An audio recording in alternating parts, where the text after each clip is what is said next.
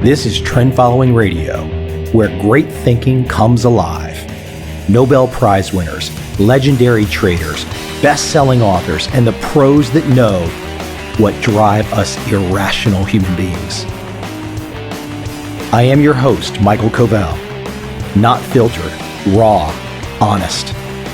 That's my passion.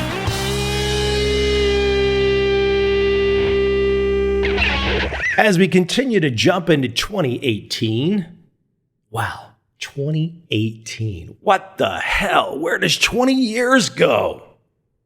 A quick reminder, go to trendfollowing.com. In the footer of trendfollowing.com, you will see 5 columns of links, 17 links each column. Now go read those 5 columns of 17 links each and try to send me an email to say you did not learn something. I'm waiting for it. Tell me you did not find something new. Tell me you did not find an aha moment. Every one of those links completely redone. And also the nav bar at trendfollowing.com, the upper part of trendfollowing.com. Go check out those links. The events link, the zero sum link, the markets link, the charts link. All of this updated in the last month or so. Absolutely over the top trend following education. Go dig in and learn something and give me your feedback. I want to hear your feedback. Now that we've got the Covel advertisements out of the way, let me jump into my guest, Benjamin Hardy, husband, foster father, PhD candidate in organizational psychology. Here's the key thing. Over 300,000 people receive his weekly newsletter. He has 170,000 followers on Medium. Oh yeah, he started like 2 years ago. Why is he successful? Why is he reaching huge numbers of people? There's a method to the madness. There's a way, there's a path. Oh, you can't do it, I know. It's already been figured out. There's no more opportunity for you. You're just going to sit at the desk job and stare at the wall saying, yes, sir, to an for the rest of your life. Is that really what you want to do? No, that's not what you want to do. And Benjamin Hardy is one of those guys, by word, by writing, by action, inspires all of us. I hope you enjoyed this conversation with Ben Hardy.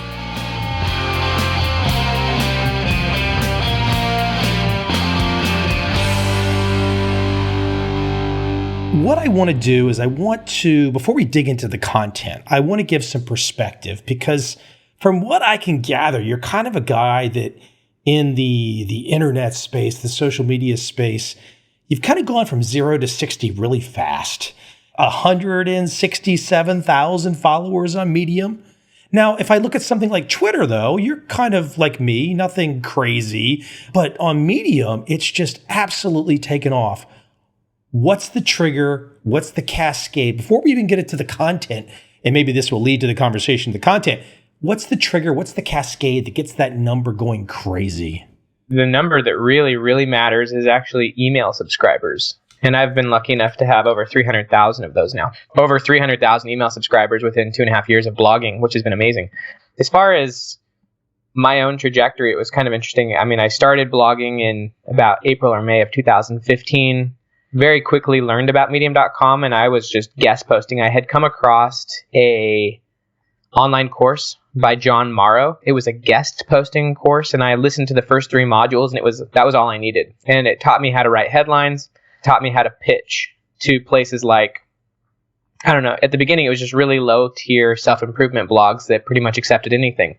But it was the process of pitching, learning how to write headlines, and then ultimately copy pasting all of my work into medium.com, and then actually joining a competition. There was a competition that John Morrow did where everyone would write a blog post and submit it onto they would submit it to him, and the best post, in his opinion, he would share with his email list of, I think it was like 100,000 people. And so I joined that competition. I wrote an article about my morning routine, and that article went super viral in June of 2015. And then I started writing for The Observer for about 4 to 6 months and didn't put anything on Medium, and then realized that I needed to go back to Medium, because the good part about writing on Medium versus writing somewhere like The Observer or Forbes, even for that matter, is that on medium.com, because it's a social media site, but it's also a blogging site, you can say a lot of pretty much whatever you want. So at the end of all of my articles, I have a call to action that leads people directly to a squeeze page or a landing page. And I can break down all the mechanics of how this works, because it's actually been very innovative, and I've been helping a lot of writers that are a lot bigger than me now get lots of email subscribers. But essentially, it was near the end of the year 2015, I'd been writing at The Observer for about 5 months. I decided I can't do this anymore because I'm not getting any emails. So I shifted back, republished all my stuff from The Observer onto Medium, and it was at that time that things just blew up. I had like 20 articles that I had written for The Observer, and over the span of about a month, I republished them all. And from that time till now, I've been the number one writer on the site. And I think a big part of it was just putting a bunch of really good stuff on there in a short span of time, and then consistently publishing for the last 2.5 years. And really, one last thing is just a lot of what I publish is just republished. I actually republish the same articles on Medium. I kind of go through a cycle of republishing the same 40 or 50 articles every 4 months, and I'll write like a few new ones in between. Well, you have to, because repetition in this world, everyone's on a different time clock doing different things. And it's not that you're doing that to spam people. You're doing it because you understand how all of us human beings work. And we don't all, it's not like watching Seinfeld back in the 90s. Everybody watched at a certain time, 9 p.m. on a Thursday night. It's not like that anymore. No, it's not.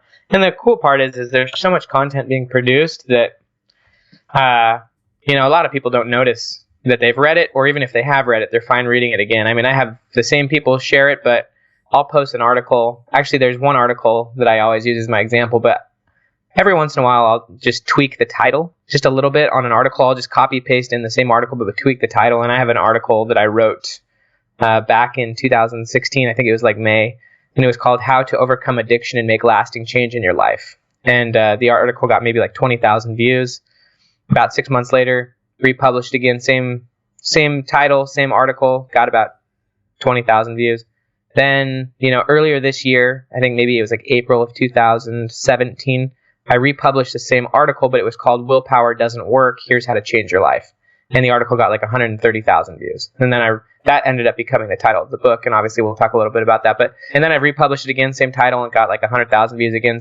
I think that's one thing that is an aha for a lot of writers, is that you don't have to continuously come up with new stuff. I mean, I think you do, but a lot of people have a lot of content that's just sitting on the shelf, that's like just sitting there. And if you just republish it and maybe slightly tweak it a little bit, and that's what I've been doing for people like Ryan Holiday, and that's how you and I connected. But I've taken a lot of his stuff on Thought Catalog and on Observer, where he writes, and I've been republishing them for him on Medium.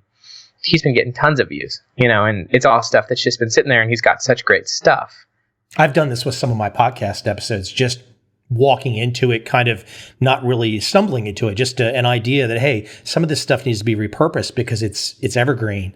And I've done that with like a new intro or something. And again, not to spam people, but and then I'll put the repurposed material out, and all these new people will come back and say, "Oh, that was great. That was great." And they weren't there the first time around 2 years ago. Oh, yeah. Yeah. Let's dive in, because I think one of the cool things that you do, and I relate to it so much in my world, is that you're a combination, at least from my observation, you're describing it quite clearly. You're a combination of two things. A guy that is going down a certain content path. So there's a certain perspective, there's a certain direction you want to lead the audience. But as you've just started to get into some of the minutia, talking about squeeze pages and whatnot, it's technique too. And I think that's something that a big picture, anyone listening should be paying attention to, is that you can have all the great content in the world, but if you're not willing to get under the hood in 2017, soon to be 2018, if you're not willing to get under the hood and know something about the technique, how the sausage is made to get content to people, it's not going to really work well, is it? No. I'll just give you a quick, this will show my evolution. But when I first started publishing and my first article went viral, I didn't have a call to action at the end of my article. In fact, I was getting millions of views. This was my morning routine post that I put on Medium back in 2015. I was getting millions of views, and I was getting no subscribers to my email list, and I was wondering why. I just figured, with millions of views, I'd have tens of thousands. And so it dawned on me that near the tail end of all that traffic, I should just edit the article and tell people directly to go to my website and get my free ebook. And when I did that, I immediately got 3,000 email subscribers, but the traffic was mostly gone. For the next 6 months, I did that. I put that at the end of all my articles, and I sent people to my website. And, it took a lot of time, but I was getting like maybe 1,000 to 3,000 new subscribers a month. And then I learned about landing pages. And so it was as soon as I started sending people to a landing page that I started getting like 5,000 emails a month. And it was same amount of traffic, same call to action at the end of my articles. It was just tweaking where I sent them. And then I tweaked the offer. Rather than sending them a free ebook, I sent them a free 7-page checklist of, the best morning routine activities. And by making just that one shift, I went from 5,000 email subscribers a month to 20,000 email subscribers a month. And I see a lot of writers on Medium who are getting tons of traffic, but they're not applying these simple techniques.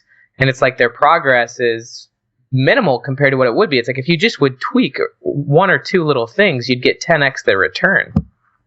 Let me guess one of the reasons they might not be getting return.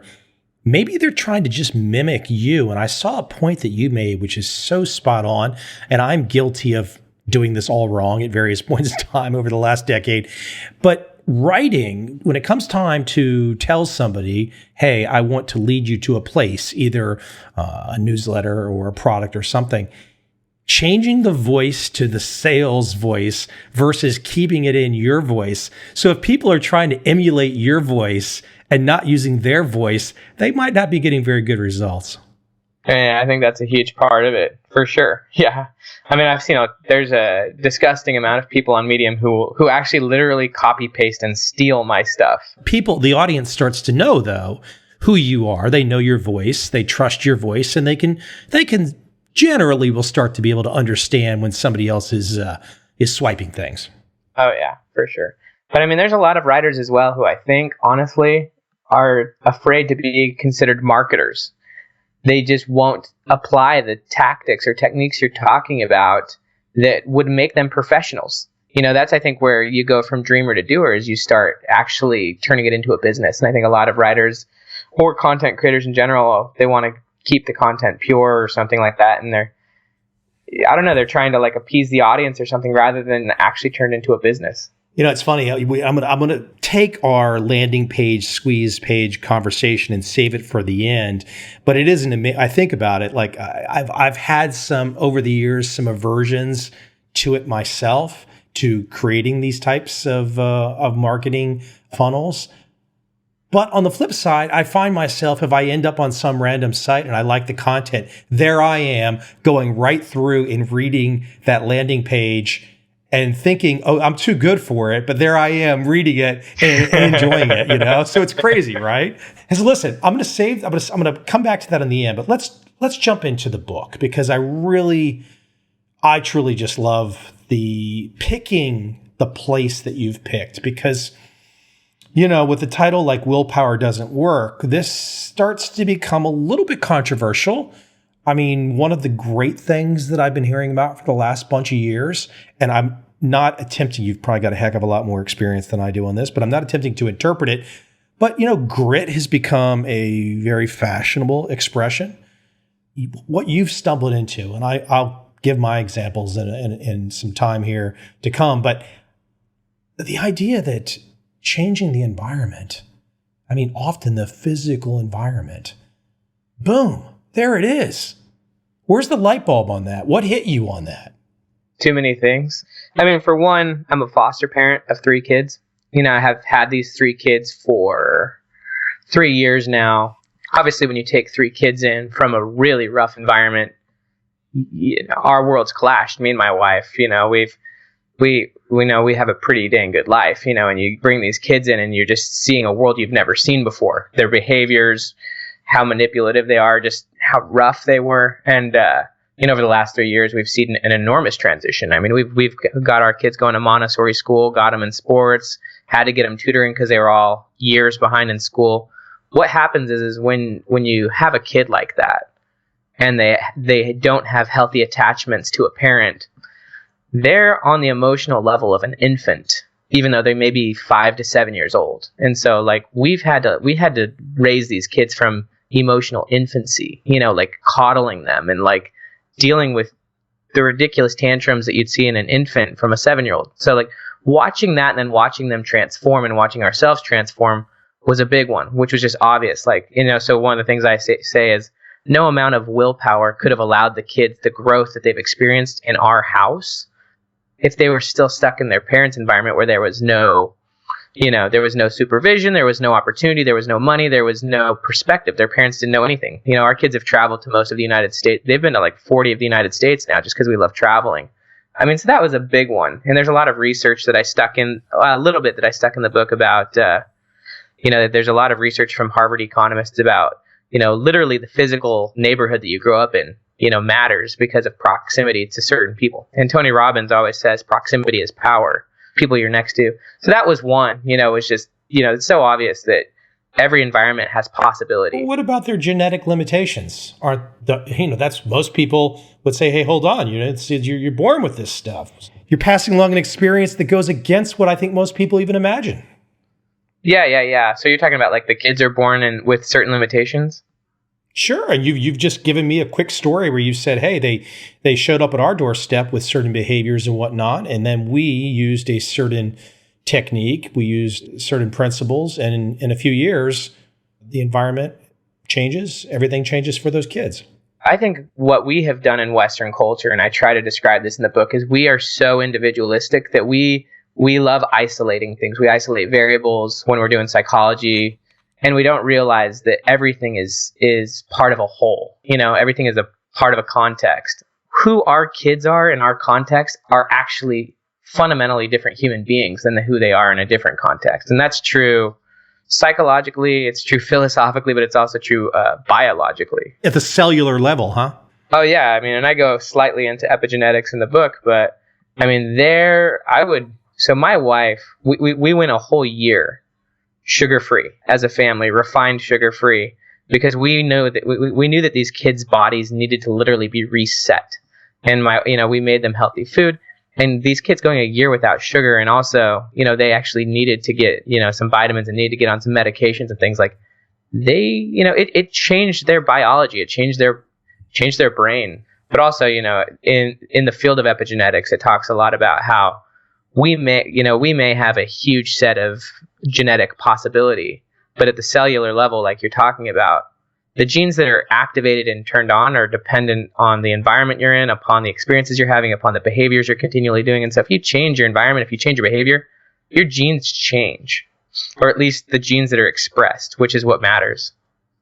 I'm sure you've read some of his work. One of the guys that I love, he's been on this podcast, Anders Ericsson, and the deliberate practice. It also kind of touches in the space where you're at right now too. Oh yeah, I love his work. Yeah, and one of the really cool, so obviously my own experience was big, and I've had plenty of experiences in my life. I grew up in a drug addict home, and then I changed environments and radically saw a change in my own identity. How did you make that change? Well, I mean, it was after high school. I barely graduated high school. My dad's house was a meth lab. I don't know if it was exactly a meth lab, but there was lots of meth and other hard drugs and hard drug addicts there. And I just suppressed it all, played video games, skateboarded, barely made it through high school, and then watched, some of my friends go into college, some of them go in the military or serve humanitarian missions or go into college, and just decided I saw a lot of friends going one way and a lot of friends going another, and I just decided I need to get out of here.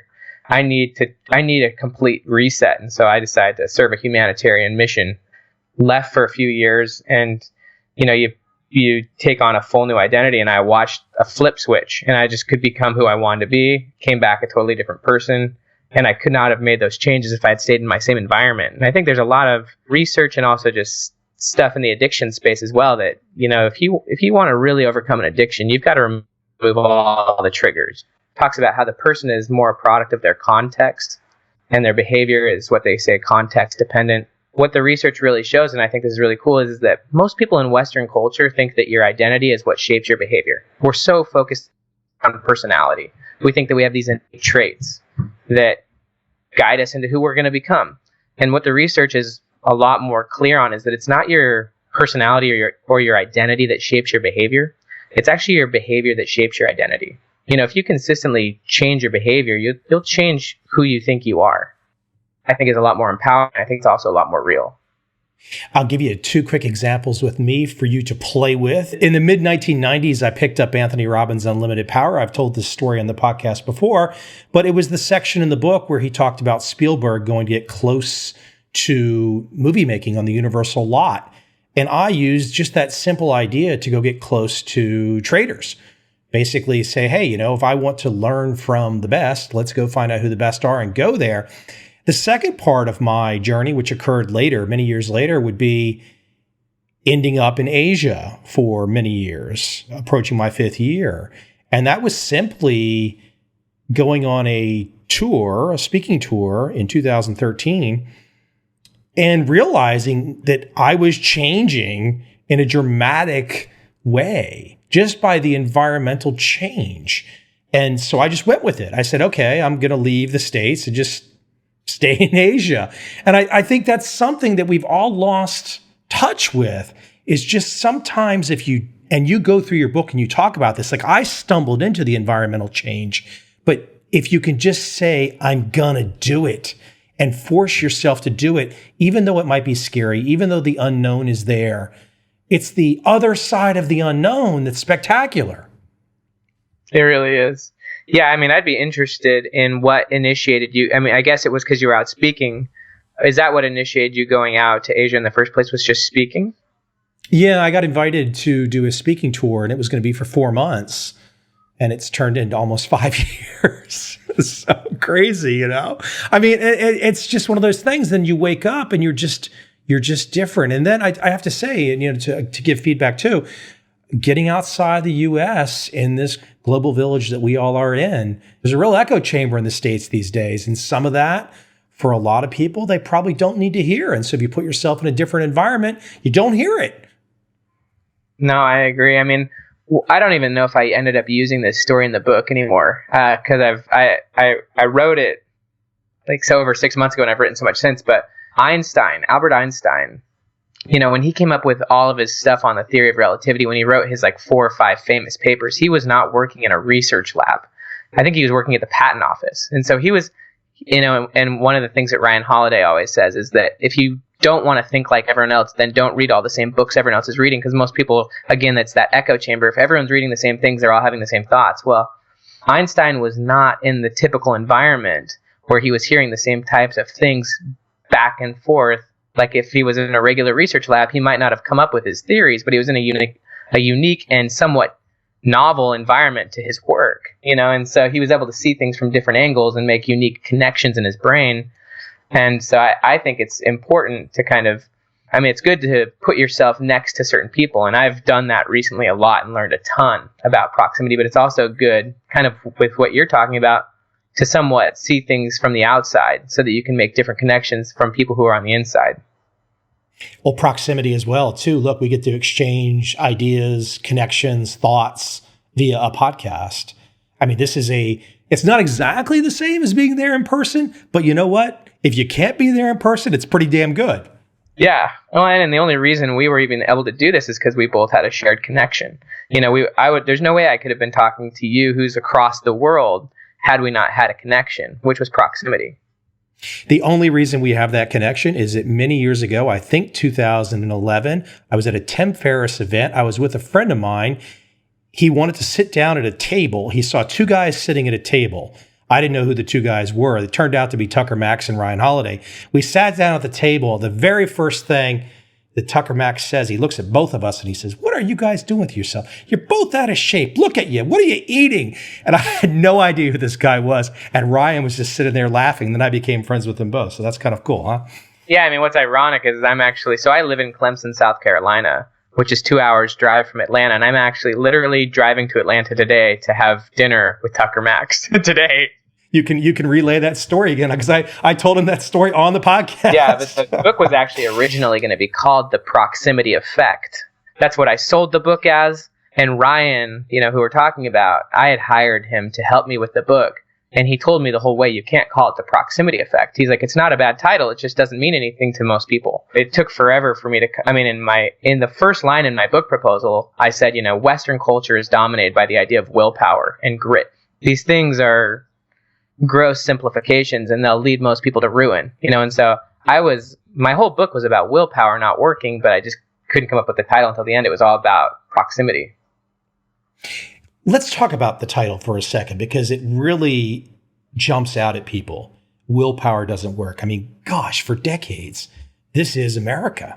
It's all about willpower. You are, out of shape, and in fact, because of a lack of willpower. You don't have the right career because you don't have the willpower to do what's needed to get there. It's all willpower. And as we've already been talking, it's not. Yeah, I actually think willpower is... So I don't know if you've ever heard of Dan Sullivan from Strategic Coach. Okay, he's super famous entrepreneurial coach. If you look him up, he's mentored so many famous entrepreneurs. But he said willpower actually does work, but it works at the expense of everything else. And so if you're really committed to your approach, or even if you've heard of David Hawkins, he wrote the book Power versus Force. And basically what the truth is about willpower is if you hold on to a certain thing, and if you hold on to your way in doing it, it'll eventually lead you to ruin, physically, emotionally, spiritually. Willpower, in my opinion, it's a horrible approach, because it's you versus your environment. You're trying to resist something. You're trying to overcome something. It's like swimming upstream. It's you versus an environment that's obviously not working. And it's so much better just to put yourself in an environment that's pulling you the direction you want to go. You used the phrase a second ago, Western, and I'm in a 95% Buddhist country as we speak. Why don't you give some perspective on the Eastern traditions? Because getting to that flow, letting go. It's the same thing. Going to a yoga practice, beating yourself senseless so you can let the mind release. There's so much to this. And it's all kind of, we might be using different words, and your willpower doesn't work, but it all gets to the same place. Yeah, for sure. And you may, given that you live there and you've been immersed in it, probably have so many deeper insights than I have to it. But yeah, I prefer more of the the Eastern perspective. I like a lot of the Western ideals, but, in Eastern philosophy, first off, everything's connected and everything's always moving and changing. Whereas, in Western philosophy, we're always focused on what stays the same. We're so obsessed with personality types, with traits. Really, I think if you think about Carol Dweck's research, which is all about the growth versus the fixed mindset, the Westerners, I don't know why, we're just so obsessed with what's fixed. We want things to be stable and unchanging, when it's in the Eastern perspective, everything's always moving. Everything's always context. I was in a psychology of religion class, and we don't need to go down the religion path, but they were talking about how the Western perspective of God, that he's some immutable, unchangeable, contextless, humanless being, is very Western, and it's not Eastern. And most of the religions, even Christianity or Judaism, these things are rooted in an Eastern perspective. They come from Jerusalem and stuff, and their view of God was not the same. They viewed God as this moving, changing, contextual being. One of the things that I think I really like about the Eastern view is just that who you are is different from one situation to another. Who I am when I'm with my wife is going to be very different than who I am in this conversation with you. Or if I'm on stage speaking, your context in a lot of ways shapes who you are. And in America, we feel like we're the same person in every situation we're in. And we even celebrate that. We celebrate people who are not different from one situation to another. And we actually have a word for that. We call it authentic. And I think that, in Western culture, we think authenticity is so beautiful and powerful. And I really like Adam Grant's thoughts, is that if you think you have some self that's stable and unchanging, that person is going to stop you from growing into the person you could become. It's funny. It's this really simple example, but in Asian households, you take your shoes off when you enter the house, right? That's standard issue practice. I've watched Western people in Asian countries, even when they observe the pile of shoes sitting there, they don't get it. They just there's a block. There's a instead of like wondering, okay, is this tradition? Is this culture? Is this just how people do things? It just stays that individual, authentic way. I'm going to do it my way. That's kind of a crazy side example. Hey, one thing I've got one more crazy example for you, because I was in China with my wife, and we actually want to move to China. But we were on a tour group in China, and we went, and the tour group took us to all these awesome restaurants. I mean, the Chinese food in China is so much different than the Chinese food here. But we were at a lot of the restaurants they took us to literally didn't have forks. You just had chopsticks. And one of the restaurants we went to didn't have a fork. And there was these rich, snooty Americans in our group, and they were offended. They were so offended that this restaurant wouldn't have forks, and they couldn't comprehend it. They said, how could this restaurant not have forks? Forks are clearly the easier tool to use than chopsticks. Like, they thought that objectively forks were easier to use for all human beings than chopsticks, and they couldn't comprehend why. And so after that happened and they made a huge scene, I talked to the tour guide and I said, do you actually think chopsticks are easier to use than forks? And he said, absolutely. He said, I don't know how to use a fork. But these Americans thought that forks objectively was the better instrument. When you have the finger control down, using chopsticks is just a different experience, period. I'll share back with you the first time I was in Beijing years ago, probably like 2013. I was at a table. I was speaking for this big event. There was going to be like 1,000 people in the audience seated at the head table. And it was, let's say, 8 very, very senior Chinese businessmen and executives. And half spoke English, half did not. But the challenge, and I found this, I could actually use chopsticks, and I found this out every time I went somewhere in China. This was I'm not going to say game, but it was kind of like, can the white guy use the chopsticks? Is he going to ask for a fork? And I can only imagine, because I think they were all quite impressed that I could sit there and eat for hours with them using chopsticks alone. But I think they must be very used to that kind of snooty kind of American thing where they show up and ask for a fork. On the flip side, if you can, when in Rome, act like a Roman, it's amazing how people open up to you, as opposed to throwing the standard issue, I'm a tourist, treat me a certain way, instead of adjusting to the culture and society that you're in. Pandora's box opens up the moment you just imagine a new way. Yeah. Well, and that's what people really want, is connection. They want to feel understood. Hey, let's keep diving in here a little bit, though, because I think some of the areas you really go, there's some practical parts. And I'm guilty of that's what I love about your book. The book is very straightforward, but I'm guilty of some of these things. I mean, setting up a sacred space.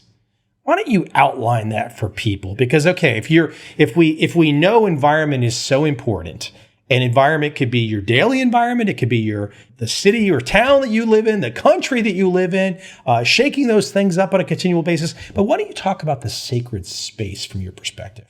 There's a lot of religions, obviously, that have environments, whether they be churches, temples, or whatnot, that they go, and those places create certain experiences. And, emotions are what lead to thought. That's another Western thing, is that we're very confused about emotion, but emotion is super important, both the good and the bad. For me, it's not necessarily a church or a temple. For me, it's just creating a space where every day I can go and get clarity. For me, it's literally my car first thing in the morning, but it's a space that I've kind of set apart. I've created this place where I can go first thing in the morning, and it triggers all sorts of experiences for me. It triggers clarity. It triggers connection. It triggers motivation and excitement. So for me, really, that's the purpose of a morning routine in the first place, is to have a place where you go. And I think it really should be attached to a place. Go somewhere, meditate, pray, whatever you want to do. For me, I write in my journal a lot, and I just reorient myself towards my higher ideals, the person I want to be. I prime myself to being the person I want to be, and then I live from that state every day. And so I just think it's good to have a place where you can go to reconnect with yourself, your core, your purpose. And it doesn't need to be intense. It doesn't, it could be a church, or it could be a room in your house. But I think it's good to have a daily environment that triggers these experiences that you want to have, so that then you can live from those experiences every day. You know, it's funny, even though every American, including myself, has a routine, whether it's a good routine or a bad routine, we all have a routine. But if I go down the path and I'm going through your work and I start to think about structuring a routine, a purposeful routine to get me to a new place over time, the idea of structuring a routine kind of hits hard at the cowboy American mindset. Even though we already have a routine, which is probably not that great, the idea of structuring a better routine that we stick with, that consistency, what is it that pushes so many Americans to say, I don't want the routine? Even though the science, the research, the academia, it's all in. These routines are just great for being productive. I think routine just requires...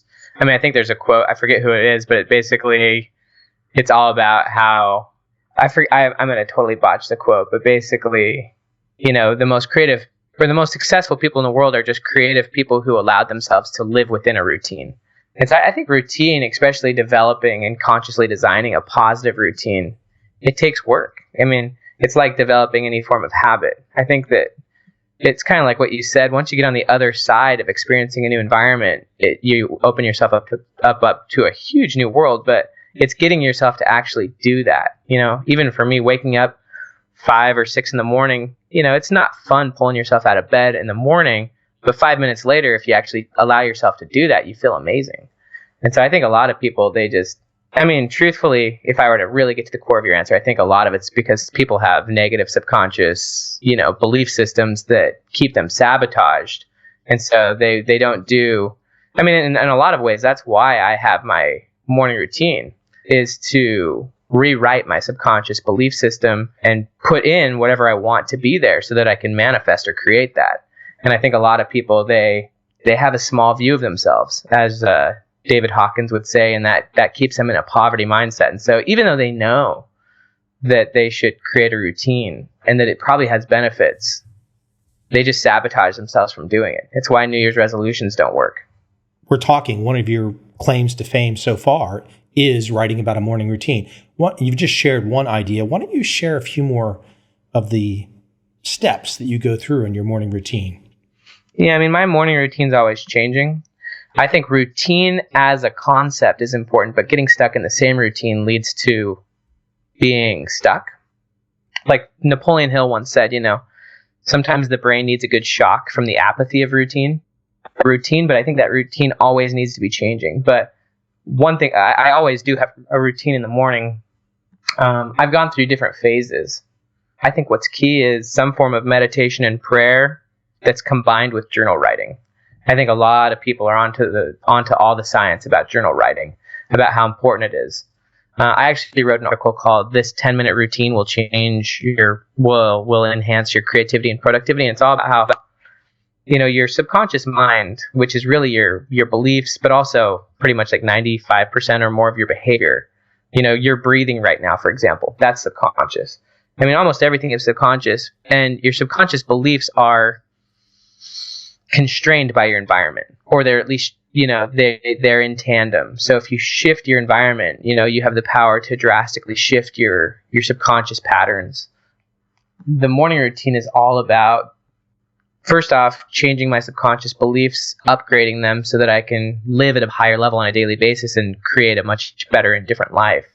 But the actual specific behaviors is, meditation, prayer, journal writing for like 15 minutes. I wrote an article called "Here's How I Use My Journal to Create My Future." But I write about very specific things. I write about, the goals I'm striving for. I write about the problems I'm overcoming. I write about the people I need to remove from my life, or the people I need to get in closer proximity to.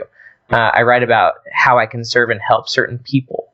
I write about just whatever is relevant to my goals in the future I'm trying to create. I also write about events that happened just to kind of document that history.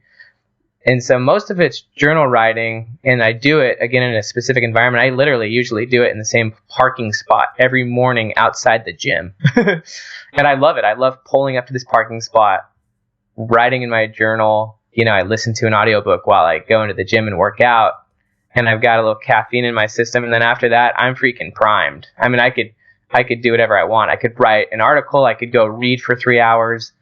So there's a quote that I've been kind of obsessing over lately, and it's the idea that, if you lose an hour in your morning, you'll be chasing it for the rest of your day. And I think that that's just true. Like, your morning hours are worth so much more than the other hours in your day. And so if you can utilize yourself in the morning, and for me right now, it's like 9:14 or 9:40, but it's also kind of in vacation mode. But usually I don't do interviews like this or meetings before like 11 a.m. And usually, I would stay away from the cell phone, stay away from social media, stay away from email, because once you plug those things into your brain, and I think there's already been plenty written about this to this point now, it just takes you off of that creative path. I know there's a lot of truth to the morning, but I think for me, if I can find myself into the flow state, if I can lose track of time and there's zero distractions, maybe I have some music going on or a familiar show or something, but I'm focused on writing or editing some code or something, and there's no social media distractions, no cell phone distractions, I know I'm in the flow state.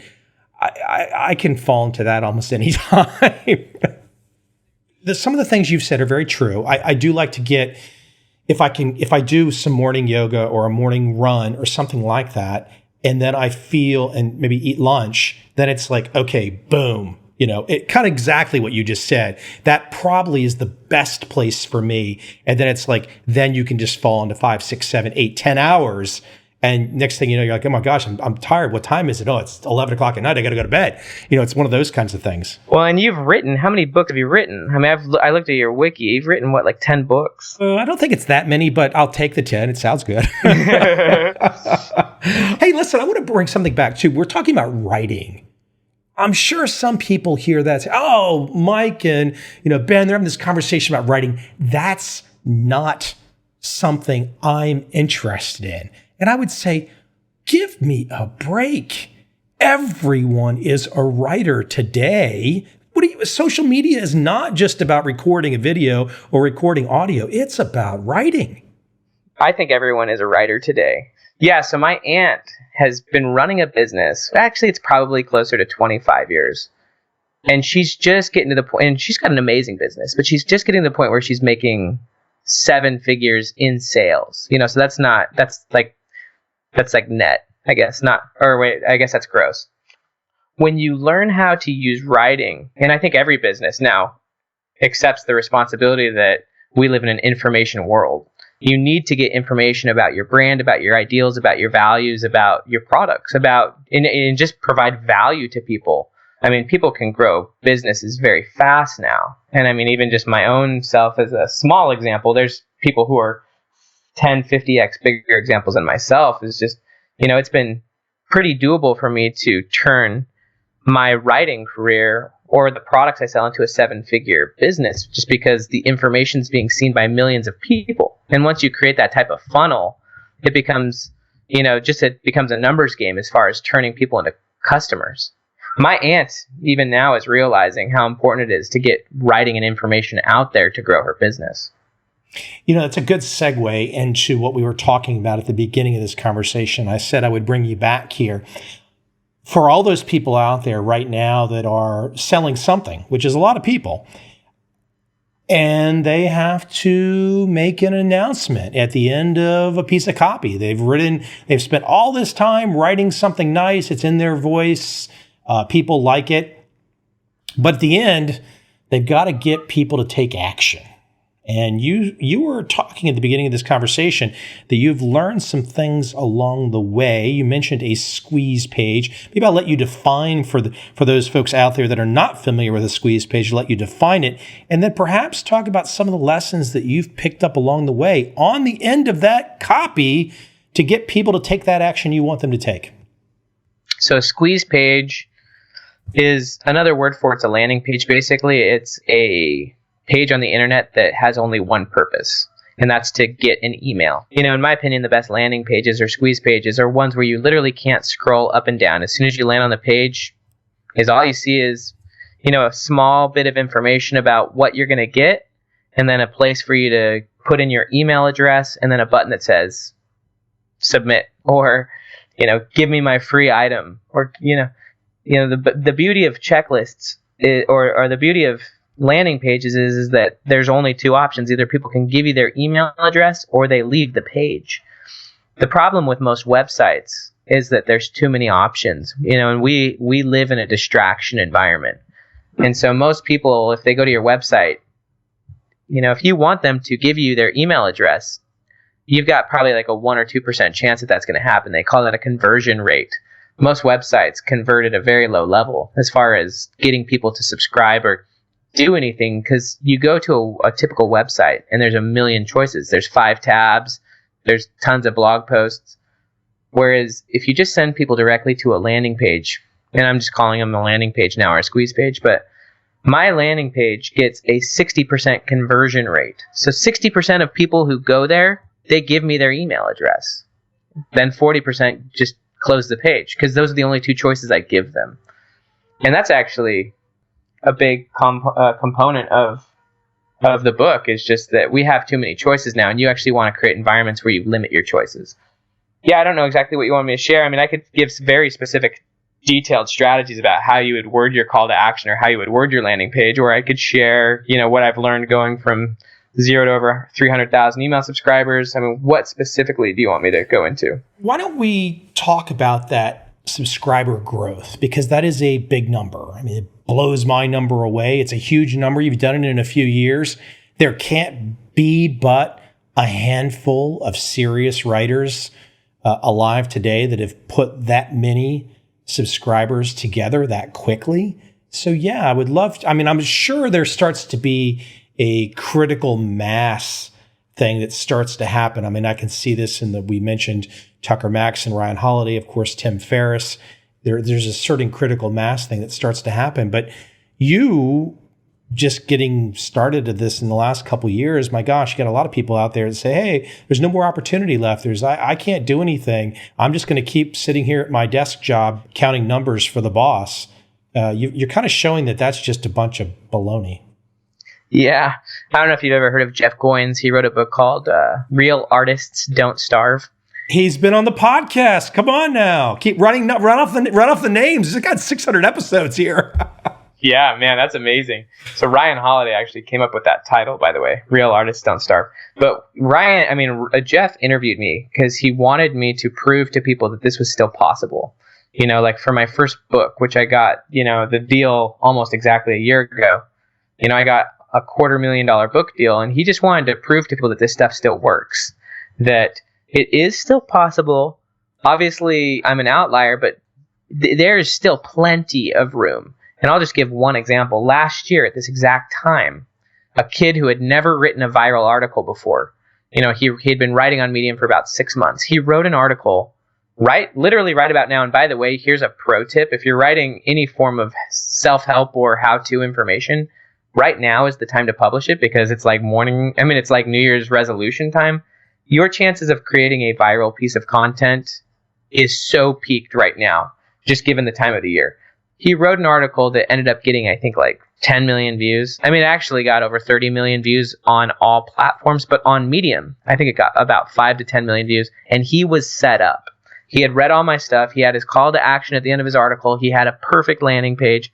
That one article got him over 200,000 email subscribers, because it's just a numbers game. If you have, let's just say, even 1 million people see your article, and if 4% of those people become subscribers, and I think that that's the number, is that about, if you have a really good call to action at the end of your articles, and if you have a really good landing page, you're going to convert about 100 clicks. You're going to convert about 4 subscribers out of 100 clicks. So I actually don't know if maybe you'd be better at math than me. What's 4% of 1 million? That's 40,000 email subscribers with one article. I think that this is what people need to realize, is that writing content that people want to consume is a skill. Learning how to write amazing headlines is a skill. And then it's just strategy about how to put the right pieces in place, putting the call to action at the end, putting a right landing page in place, learning the copy of those things. The amount of time that it takes to learn those things becomes irrelevant when you start getting tons of subscribers. I've been getting 30,000 or more subscribers a month with no paid traffic, just because I know how to write headlines and I've learned how to structure call to actions. I mean, obviously the content has to be good, but there's millions of people out there writing good content. And so that's where you got to kind of learn some of these strategies. There's more than enough room. People are consuming content more than ever now. It's just learning how to structure your content in a way that can be viewed by the most masses and also just contributes the most. You want to be valuable. Twitter versus Medium. As I mentioned at the top of this podcast, I don't think you've got a huge number of Twitter followers. There are people that, are running around getting all of this engagement on Twitter. Boom, boom, boom. And I'm not a Medium guy right now. I think I've got an account, but I don't think I've done anything. And you are inspiring the hell out of me. Is it a particular type of content that's excelling on media? Is it all forms of content? I mean, you're really making a compelling case for so many people that are, I guess, Twitter, maybe the markets and politics, but speak to this because, you don't have a Twitter footprint and you are killing it on Medium. So there's 3 websites, in my opinion, that I think provide the biggest opportunity today to have massive growth. And that is LinkedIn, although you'd need to write on very specific business topics. But there are millions of people who read stuff on LinkedIn, and you could go on YouTube or you could Google for hours and days strategies about how to go viral on LinkedIn. Quora is another one where, you can go and answer people's questions. And then Medium is the third. And I think that these 3 websites are the ones to look at right now because they're social media platforms, but they're also platforms that are specific to writing certain types of content. In other words, they're not like Facebook, where, you could have a brand on Facebook and you could have your author page and you could grow a lot of you could do a lot of amazing things through Facebook. But what's cool about these other 3 is that you can really put out all your content in a very branded way. You could have a reputation on LinkedIn, for example, for writing about trading. You know what I mean? And if you structured your articles in a specific way, you could get millions of views. And the great part about LinkedIn is, again, it's not like writing at, Fast Company where they don't let you at the end of your article market yourself. You could create a call to action that's very compelling at the end of your LinkedIn articles. Those 3 websites, the great part about them is just that they're social media platforms. They don't have a strict editorial necessarily, so that you can just directly market from your posts. And so Medium has just been the one that I was just lucky enough to hit on. And by the way, the people who made Medium are the same people who made Twitter.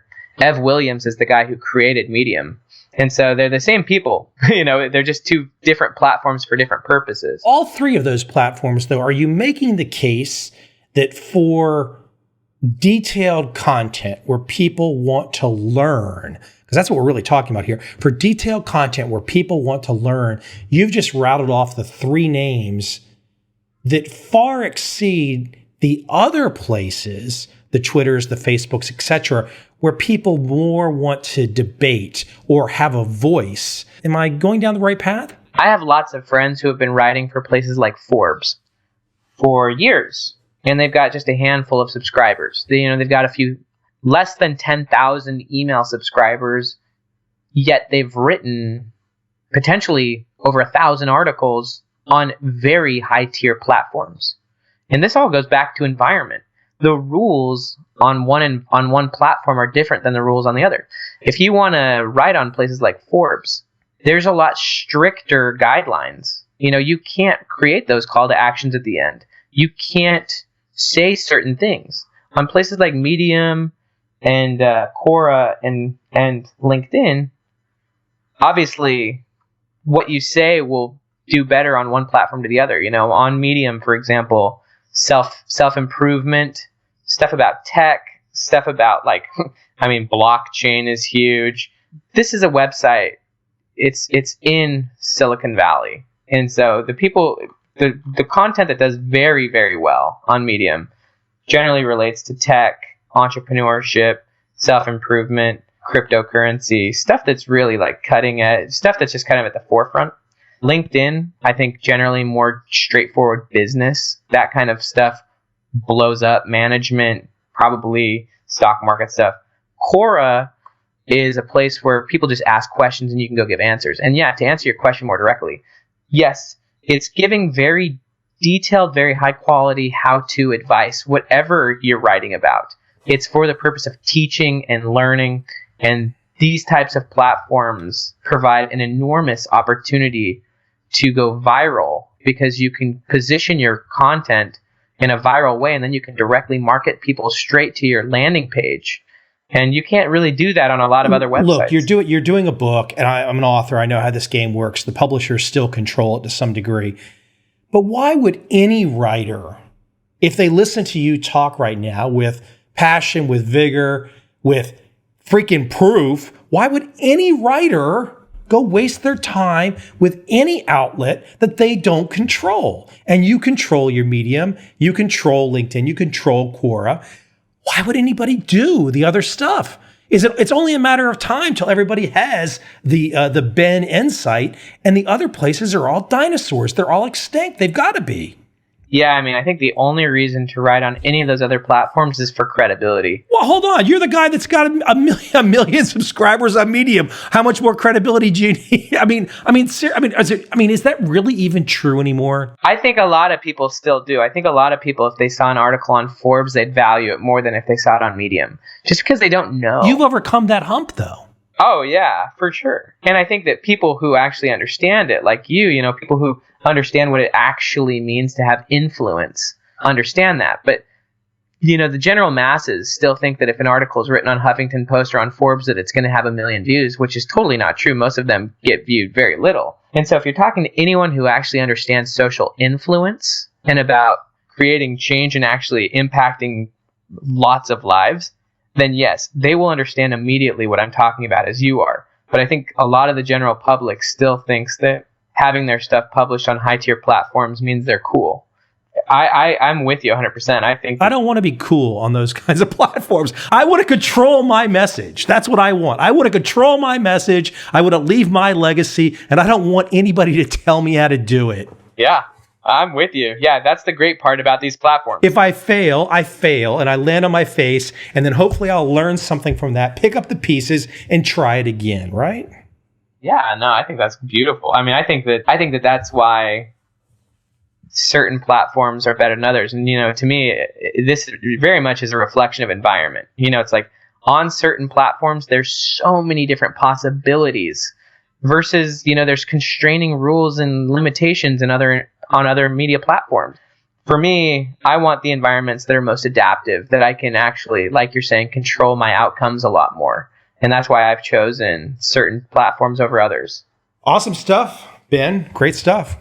Hopefully we can talk again in the future. Willpower Doesn't Work. Discover the hidden keys to success. No doubt you've done the homework. Tell the audience your background, the path you've been going down, because you're a relatively young guy, but you've gone down the PhD psych route, are you not? Yeah, I am. Although it's a very complicated path. Because I'm a very non-traditional student. But yeah, I'm literally months away from finishing my PhD in organizational psychology. It's been during my graduate school, so I'm 29, but it's been during my graduate studies that I've been growing my platform. So I decided not to be a traditional student, decided not to be a research assistant, decided not to be a teaching assistant. Most PhD students that do that, they do those things so that, you know, the school will pay their tuition and pay them a small stipend. But I just decided, you know what, I'll pay my own way.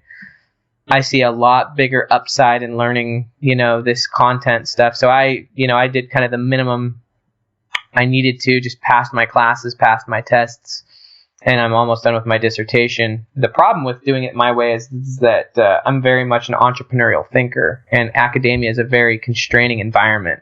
And so the people in there don't like me. And in fact, my department is not pleased with me, but I've loved the education and I've loved what I've learned. And to me, it's kind of goes back. They're not pleased with you because of what? Success? Well, because a lot of the stuff I write is not purely empirically backed. You know what I mean? I write self-help. I think what they would, you know, and I'm also a very spiritual person. And so, you know, psychology is trying so hard to be a hard science that, you know, if I don't back everything I'm saying with psych studies, then I'm not a true psychologist. For me, I seek learning and wisdom from all sources, whether that be Buddhism, whether that be psychology, whether that be physics, whether that be philosophy. I'm curious about all sorts of things. At my department, first off, I think there is some frustration with how fast the successes come, but I think a lot of it also, they don't view me as a true psychologist because I'm not just obsessed with the psych studies. I seek information elsewhere. Since we've talked about crazy stories on this, I'll share one with you. It's a psychology story that you might not be aware of, but I think it was episode 212 on this show or 211. I'm not sure. Let me double check. 212. Daniel Kahneman I had on this show. I'll tell you how I landed him. And he led to about 20 other of his peers. For anybody that wants to double check this, trendfollowing.com/behavior, all my psych guests. But the reason I landed him is that in 2008, I did this documentary and I had this guy that I interviewed, a Nobel Prize winner named Vernon Smith. Vernon Smith shared the Nobel Prize for their particular year with Daniel Kahneman, both kind of behavioral finance. So all those years later, I'm doing this podcast and I reached out to, I think it was the summer of 13 or summer 14. I reached out to Kahneman, got no response. And so then I had already met Vernon Smith years before. So I reached out to him. Vernon came on the show. Once I had Vernon's interview in hand, I went back to Kahneman, just sent him an email to his Princeton address, get a response back. I listened to your interview with Vernon. It was very good. I will be happy to appear on your show. The moment Daniel appeared on my show, I then sent out about a zillion emails that said, I would like to invite you onto my podcast. This was everybody under the sun. Almost nobody said no because I was leading with, and the prior guests also include Daniel Kahneman. So, yeah, that's the power of proximity, right? Right. The most famous living psychologist appears on your show. Boom, you can ask people for things. Oh my gosh. Was it actually a good conversation? It was okay. The most important thing that happened in that conversation was it kind of went sideways a little, and sometimes people have to warm up and feel comfortable. But then I asked him about a story that I had read about him as a youth, Nazi occupied Paris. And he was like 6 to 8 years old, something like that. There was a curfew. He was not supposed to be on the street. He was on the street. Nazi stormtrooper sees him. And instead of being killed, shot, blown away on the spot, the Nazi stormtrooper said, hey, come over here. Most didn't speak the same language, obviously, German and French. But he called him over and he sat him on his lap. This Nazi stormtrooper, this small Jewish boy on his lap in Nazi occupied Paris, pulls out his wallet and shows him a picture of his son. And was like literally just trying to connect to kind of say, we're the same. And, then just said, hey, go home. Kahneman said, and you could feel the emotion in his voice, that was when I decided I wanted to be a psychologist. That's amazing. I love those stories. Have you seen the show Chef's Table on Netflix? So it's a Netflix documentary and it's all about some of the world's most famous chefs. And it talks about all their stories of how they became chefs, how they ended up becoming world class. Highly recommend you at least scope one episode because those pivot moments that you're just talking about with Kahneman, they come out really, really good in this show. Chefs are great. That's a whole different direction. Where should people go? I'm assuming Medium. Yeah, right now my website's currently down. As I was mentioning earlier, there's a little bit of drama going on in my my PhD program. So you can go to my website. Right now it's pretty much just a contact form. But yeah, if you want to read my content, just go to medium.com. I'm always sticking stuff up there, and you can just type in Benjamin Hardy, Medium, or if you want to contact me, you can just do that through my website. If they can't find you on Medium after we've talked about how many subscribers you have and whatnot, then maybe they just don't deserve to find you. They've got some kind of search problem they've not figured out yet. So I don't know what the problem would be, but you're easy to find. Ben, I wish you best of luck with the book, and hopefully we can talk again in the future. Michael, thank you for your time, man. Have a great day.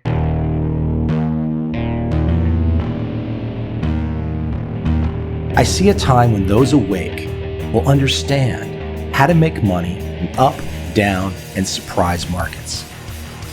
Whether new trader or experienced, college student or financial advisor, protecting against a crash or just trying to make a lot of money, Trend Following offers everyone an answer in uncertain times.